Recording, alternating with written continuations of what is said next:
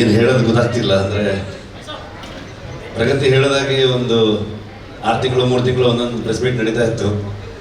ಒಂಥರ ಟಚ್ ಹೋದಂಗೆ ಆಗ್ಬಿಟ್ಟಿದೆ. ಲಿಟ್ರಲಿ ಎಲ್ಲ ಊರಿಂದ ಫಸ್ಟ್ ಟೈಮ್ ಬೆಂಗಳೂರಿಗೆ ಬಂದಾಗ ಹಿಂಗೆ ಫೀಲ್ ಇದೆಯೋ ಅದೇ ಥರ ಫೀಲಿಂಗ್ ಇದೆ ಇವಾಗ. ಇಲ್ಲಿ ಬಂದರೆ ಎಲ್ಲ ಸರ್ಕಲ್ ಒಂದೇ ಥರ ಕಾಣಿಸೋಕ್ಕೆ ಶುರುವಾಗಿದೆ. ಎಲ್ಲೂ ಹೋಗೋಕ್ಕೂ ಆಗ್ತಿಲ್ಲ. ಬಂದರೆ ಅಜಿನಿ ಸ್ಟುಡಿಯೋ ಮನೆಗೂ ಹೋಗಲಿಲ್ಲ. ಸೊ 3 ವರ್ಷ ಅಲ್ಲ, ಪಂಚವಾರ್ಷಿಕ ಯೋಜನೆ 5 ವರ್ಷದ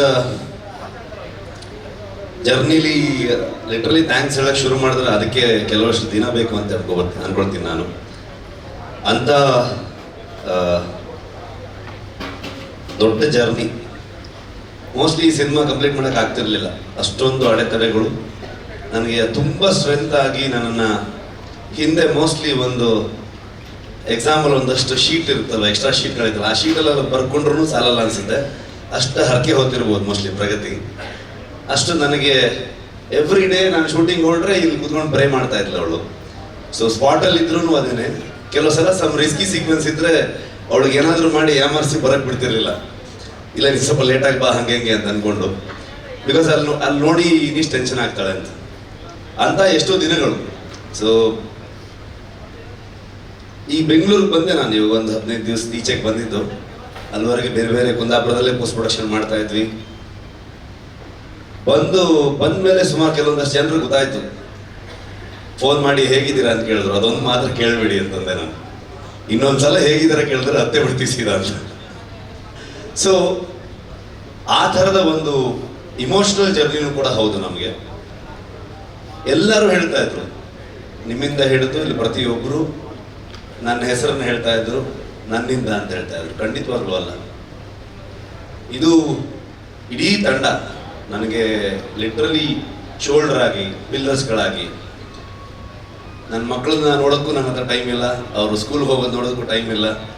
5 ವರ್ಷದಿಂದ ಸಿನಿಮಾ ಮಾಡ್ತಾನೆ ಇದ್ದೀನಿ. ಆ ಎಲ್ಲ ಜವಾಬ್ದಾರಿಯನ್ನು ಲಿಟ್ರಲಿ ನನ್ನ ಹಿಂದೆ ಒಂದು ಶಕ್ತಿಯಾಗಿ ಪ್ರಗತಿ ನೋಡ್ಕೊಂಡು ಹೋಗ್ತಾ ಇದ್ಲು. ಈ ಕಡೆ ಸ್ಪಾಟ್ಗೂ ಬರ್ತಾ ಇದ್ಲು, ಕೆಲಸನೂ ಮಾಡ್ತಾ ಇದ್ಲು. ನನ್ನ ರೈಟರ್ಸ್ಗಳು ಅವ್ರ ಫ್ಯಾಮಿಲಿ ಎಲ್ಲವನ್ನ ಬಿಟ್ಟು ಬಂದು ನನ್ನ ಜೊತೆಗೆ 5 ವರ್ಷದಿಂದ ಇರ್ತಾನೆ ಇದ್ದಾರೆ. ನನ್ನ DOP ಇವತ್ತು ಅವನು, ನಾನು ಇಲ್ಲಿದ್ದೀನಿ ಅಂತಂದ್ರೆ ಅದಕ್ಕೆ ರೀಸನ್ ಇವತ್ತು ಅವನು ಎಲ್ಲೋ ಕೆಲಸ ಮಾಡ್ತಾ ಇದ್ದಾನೆ. ಹಾಗಾಗಿ ಅವನ ಲಿಟ್ರಲಿ ನನ್ನ ಒಂದು ಶೋಲ್ಡರ್ ಅವನು. ಇವರೆಲ್ಲರೂ ಪಿಲ್ಲರ್ಸ್ಗಳೇ. ವಿನೀಶ್ ಬೆಂಗ್ಲಾನ್ ಅಂತ ಈ ಸಿನಿಮಾದ ಪ್ರೊಡಕ್ಷನ್ ಡಿಸೈನರು. ಇವತ್ತು ಧರಣಿ ಇದ್ದಾನೆ. ನಮ್ಮ ಇಡೀ ತಂಡ ತುಂಬ ದೊಡ್ಡ ತಂಡ ಅದು. ನನ್ನ ಡೈರೆಕ್ಷನ್ ಟೀಮು, ಆರ್ಟಿಸ್ಟ್ಗಳಾಗ್ಬೋದು, ಊರವರಿಂದ ಹಿಡ್ಕೊಂಡು ಮುದೂರ್ ಆಗ್ಬೋದು, ಕೆರಾಡಿ ಆಗ್ಬೋದು, ಕುಂದಾಪುರ ಆಗ್ಬೋದು, ಆ ಸುತ್ತಮುತ್ತ ಎಲ್ಲ ಪ್ರದೇಶ, ಫಾರೆಸ್ಟ್ ಡಿಪಾರ್ಟ್ಮೆಂಟ್ ಅವ್ರು, ಯಾರಿಗೆಲ್ಲ ಥ್ಯಾಂಕ್ಸ್ ಹೇಳೋದು, ಯಾರಿಗೆಲ್ಲ ಬಿಡೋದು.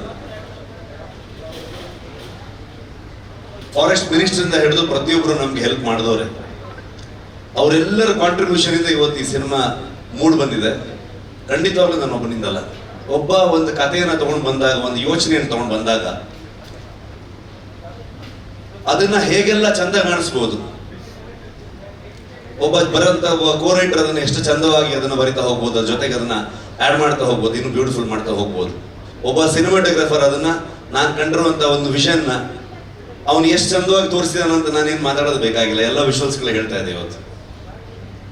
ಅದಕ್ಕೆ ಏನ್ ಕೇಳುತ್ತೆ, ಎಷ್ಟು ಬಜೆಟ್ ಅಲ್ಲಿ ಮಾಡ್ತೀವಿ, ಆ ಲೆಕ್ಕಾಚಾರ ಏನು, ಇದನ್ನ ಯಾವತ್ತೂ ಕೇಳಲೇ ಇಲ್ಲ ವಿಜಯಣ್ಣ. ಕಥೆ ಮೇಲೆ ನಂಬಿಕೆ, ನನ್ನ ಮೇಲೆ ನಂಬಿಕೆ, ನನ್ನ ಇಡೀ ತಂಡದ ಮೇಲೆ ನಂಬಿಕೆ. ನಾವ್ಯಾರು ಇವತ್ತು 3 ತಿಂಗಳಾಯ್ತು ನಾವ್ಯಾರು ಕರೆಕ್ಟಾಗಿ ಮಲಗಿದೆ. ಅಂದ್ರೆ 1 hour 2 hours.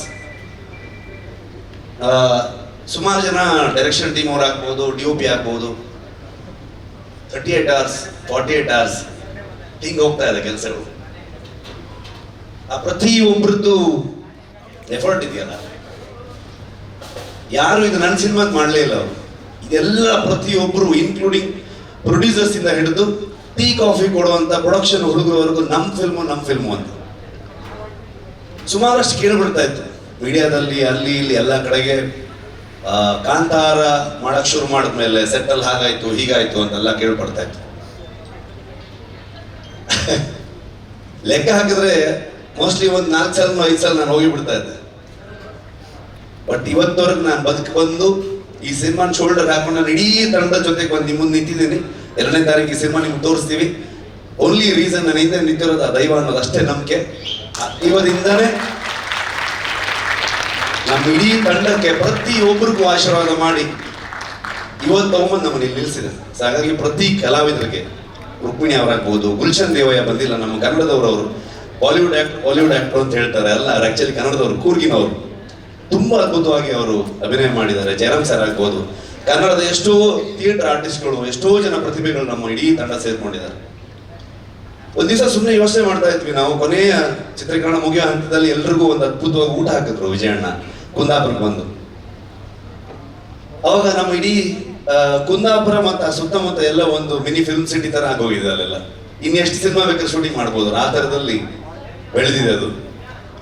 ಅವಾಗ ನಾನು ಲೆಕ್ಕ ಹಾಕ್ತಾ ಇದ್ದೆ, ಅಂದ್ರೆ ನಾರ್ಮಲಿ ನಾವು ದೇವಸ್ಥಾನದಲ್ಲಿ ಹೋಗಿ ಸೇವೆ ಕೊಡ್ತೀವಿ, ಅನ್ನ ಸಂತರ್ಪಣೆ ಕೊಡ್ತೀವಿ, ಇನ್ನು ಯಾವುದೋ ಒಂದು ಹುಟ್ಟುಹಬ್ಬದ ದಿವಸ ಒಂದಷ್ಟು ಆಶ್ರಮಗಳಿಗೆ ಅಥವಾ ಬೇರೆ ಬೇರೆ ಜಾಗದಲ್ಲಿ ಒಂದು ಸೇವೆಯನ್ನು ಕೊಡುವಂಥದ್ದು, ಒಂದು ಒಳ್ಳೆ ಒಂದು ವೈಬ್ಗೋಸ್ಕರ, ಒಂದು ಆಶೀರ್ವಾದಕ್ಕೋಸ್ಕರ ಅಂತ ಲೆಕ್ಕ ಹಾಕಿ ನೋಡಿದಾಗ 3 ವರ್ಷದಲ್ಲಿ ಒಂದು ನಮ್ದು ಎಲ್ಲ ದಿನಗೂಲಿ ಲೆಕ್ಕನೇ. ಒಂದು ಲೆಕ್ಕಕ್ಕೆ ನೋಡಕ್ ಹೋದ್ರೆ ಅದನ್ನ ಲೆಕ್ಕ ಮಾಡಿದ್ರೆ, ಒಂದು ಮ್ಯಾನರ್ಸ್ ಅಂತ ಲೆಕ್ಕ ಮಾಡಿದ್ರೆ ಲಿಟರ್ಲಿ ಒಂದು 4 ರಿಂದ 4.5 ಲಕ್ಷ ಮ್ಯಾನರ್ಸ್ಗೆ ಊಟ ಹಾಕಿದ್ದಾರೆ ಹೊಂಬಾಳೆ ಸಂಸ್ಥೆ ಈ ಸಿನಿಮಾದಿಂದ. ಸಿನಿಮಾದ ಕಲೆಕ್ಷನ್ ಹೋಗಿ ಮಾತಾಡ್ತೀವಿ ನಾವು, ಅಥವಾ ಆ ಸಿನಿಮಾ ಏನ್ ರೆಕಾರ್ಡ್ ಮಾಡ್ತು, ಎಷ್ಟು ಚೆನ್ನಾಗಿ ಬಂದಿದೆ ಎಲ್ಲೋ ಹೇಳ್ತೀವಿ. ಆದ್ರೆ ಸಿನಿಮಾ ಒಂದು ಊರಿಗೆ ಬಂದಾಗ ಇಡೀ ಊರಿಗೆ ಅದು ಎಷ್ಟು ಚಂದದಲ್ಲಿ ಉದ್ಯೋಗವನ್ನು ಸೃಷ್ಟಿ ಮಾಡುತ್ತೆ. ಅದ್ರ ಜೊತೆಗೆ ಎಲ್ಲರೂ ನಮ್ಗೆ ಕೊಡುವಂತ ಆಶೀರ್ವಾದ ಇದೆಯಲ್ವಾ, ಎಲ್ಲವೂ ನನಗೆ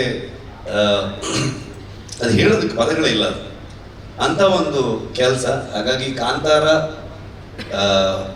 ಶುರು ಮಾಡಿದಾಗ ಸಿನಿಮಾ ಅಲ್ಲಿಂದ ಅದೊಂದು ಇಮೋಷನಲ್ ಜರ್ನಿ ಆಗ್ತಾ ಹೋಯ್ತು, ಪರ್ಸನಲ್ ಜರ್ನಿ ಆಗ್ತಾ ಹೋಯ್ತು.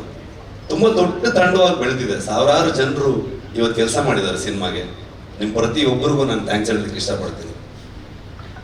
ಟ್ರೈಲರ್ ಬಿಡುಗಡೆ ಬಂದಾಗ ಕಾಂತಾರ ಫಸ್ಟ್ ರಿಲೀಸ್ ಆದಾಗ್ಲೂ ಕೂಡ ಎಲ್ಲರೂ ಕೇಳಿದಾಗ ನಾನು ಹೇಳಿದ್ದು ಒಂದೇ ಒಂದು ಮಾತು, ಇದಿಷ್ಟು ದೊಡ್ಡದು ಆಗೋದಕ್ಕೆ ಇವತ್ತು ಇಷ್ಟು ದೊಡ್ಡ ಬಜೆಟ್ ಅಲ್ಲಿ ಸಿನಿಮಾ ಆಗ್ಬೋದು, ಎಲ್ಲವನ್ನ ಸುಮಾರು ಜನ ಮಾತಾಡ್ತಾರೆ, ಇಷ್ಟು ದೊಡ್ಡ ಸ್ಕೇಲು ಅದು ಇದೆಲ್ಲ ಅಂತ ಅನ್ಕೊಂಡು, ವಿಶ್ವ ಮನ್ನಣೆ ಇವೆಲ್ಲವೂ ಇರ್ಬೋದು. ಎಲ್ಲದಕ್ಕೂ ಕಾರಣ ಆಗಿರೋದು, ಮೂಲ ಕಾರಣ ಕನ್ನಡಿಗರು, ಕನ್ನಡದ ಮಾಧ್ಯಮದವರು.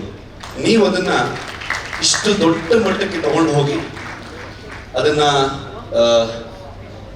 ಅಂತಾರಾಷ್ಟ್ರೀಯ ಮಟ್ಟಕ್ಕೆ ಅಥವಾ ರಾಷ್ಟ್ರೀಯ ಮಟ್ಟಕ್ಕೆ ಅದನ್ನ ಪರಿಚಯಿಸಿ ಬೆಳೆಸಿ, ಇವತ್ತು ನಮಗೆ ನಿಜವಾಗ್ಲೂ ನಿಮ್ಮಿಂದ ಇವತ್ತು ಕಾಂತಾರ ಚಾಪ್ಟರ್ 1 ಆಗಿದೆ, ಇಷ್ಟು ದೊಡ್ಡ ಸಿನಿಮಾ ಹೊರ ಬಂದಿದೆ.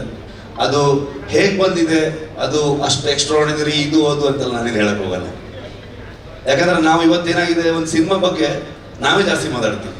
ನನ್ನ ಪ್ರಕಾರ ನೀವು ಮಾತಾಡಬೇಕು, ನಿಮ್ಗೆ ಹೇಗೆ ಅನ್ಸುತ್ತೆ ಅಂತ ನೀವು ಹೇಳಬೇಕು. ಜನರಿಗೆ ನಾವೇನೇ ಹೇಳ್ಕೊಟ್ಟಿದ್ದೀವಿ ಅದು ಎಷ್ಟು ಮಟ್ಟಿಗೆ ರೀಚ್ ಆಯ್ತು ಅನ್ನೋದೇ ತುಂಬಾ ಇಂಪಾರ್ಟೆಂಟ್ ಆಗುತ್ತೆ. ಅಷ್ಟೇ ಹೇಳಕ್ ಇಷ್ಟಪಡ್ತೀನಿ. ಇನ್ನ ಜನರಲ್ ನಾಲೆಜ್ ಇಲ್ಲ, ಯಾಕಂತಂದ್ರೆ 3 ವರ್ಷ ಆಯ್ತು, ಏನ್ ನಡೀತಿದೆ ಗೊತ್ತಿಲ್ಲ ಪ್ರಪಂಚದಲ್ಲಿ. ಸೊ ಸಿನಿಮಾದೊಳಗಡೆ ಮುಳುಗೋಗಿದ್ದೀವಿ ಅಷ್ಟೇ ಹೇಳ್ಬೋದು.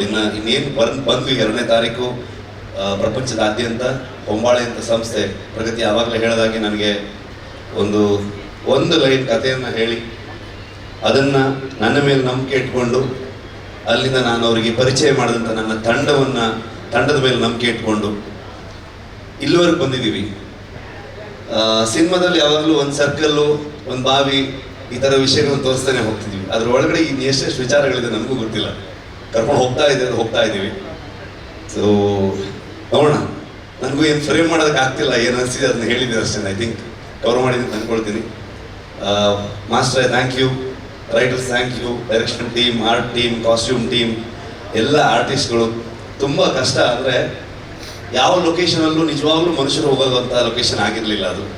ಇಡೀ ಇಷ್ಟು ತಂಡ, ಸ್ಪೆಷಲಿ ಪ್ರೊಡಕ್ಷನ್ ಕಡೆಯಿಂದ ಆದರ್ಶ ಆ್ಯಂಡ್ ಟೀಮು, LPಸು, ನಿಮ್ಮೆಲ್ರಿಗೂ ಆ ಲೊಕೇಶನ್ಗಳನ್ನ ಫೈಂಡ್ ಔಟ್ ಮಾಡಿ ಅಲ್ಲಿ ಬೇಕಾಗಿರುವಂಥ ಅರೇಂಜ್ಮೆಂಟ್ಸ್ಗಳನ್ನ ಮಾಡಿರೋದು. ಸೊ ಅದಕ್ಕೆಲ್ಲ ಅದನ್ನು ಮರೆಯೋದಕ್ಕೆ ಆಗಲ್ಲ. ಅದು ಇನ್ನೊಂದ್ಸಲ ಮಾಡೋಕ್ಕಾಗತ್ತಂತೂ ಹೇಳೋಕ್ಕಾಗಲ್ಲ, ಅಷ್ಟು ಅದ್ಭುತ ಅದು. ಎಲ್ಲ ಮ್ಯಾನೇಜರ್ಸ್ಗಳಿಗೆ, ಲೋಕಲ್ ಕೋಆರ್ಡಿನೇಟರ್ಸ್ಗಳಿಗೆ, ಊರಿನವ್ರಿಗೆ, ಡಿಪಾರ್ಟ್ಮೆಂಟ್ ಅವ್ರಿಗೆ, ಇನ್ನು ಯಾರ್ಯಾರ ಬಗ್ಗೆ ಅಂತ ಹೇಳಿ ನಾನು. Thank you Vijayanna, thank you so much. ನಮ್ದಲ್ಲ ಇದು, ಅವ್ರ ಫಿಲ್ಮು, ಅವರಿಂದನೇ ಈ ಸಿನಿಮಾ ಆಗಿದೆ, ಅವರೇ ಅದನ್ನು ತಗೊಂಡು ಹೋಗ್ತಾ ಇದ್ದಾರೆ. ಸೊ ಅವರಿಂದ ಅವ್ರಿಗಾಗಿ ಅಂತ ಅಂದ್ಕೊಂಡು ಹೇಳೋದಕ್ಕೆ ಇಷ್ಟಪಡ್ತೀನಿ ನಾನು ಅಷ್ಟೇ. Thank you. ಕ್ಷಣ ಕ್ಷಣದ ಸುದ್ದಿಗಳಿಗಾಗಿ ಫ್ರೀಡಂ ಟಿವಿ ಸಬ್ಸ್ಕ್ರೈಬ್ ಮಾಡಿ, ಲೈಕ್ ಮಾಡಿ ಹಾಗೂ ಫಾಲೋ ಮಾಡಿ. ಹೊಸ ಸುದ್ದಿಗಳ ನೋಟಿಫಿಕೇಶನ್ಗಾಗಿ ಬೆಲ್ ಐಕಾನ್ ಮೇಲೆ ಕ್ಲಿಕ್ ಮಾಡಿ.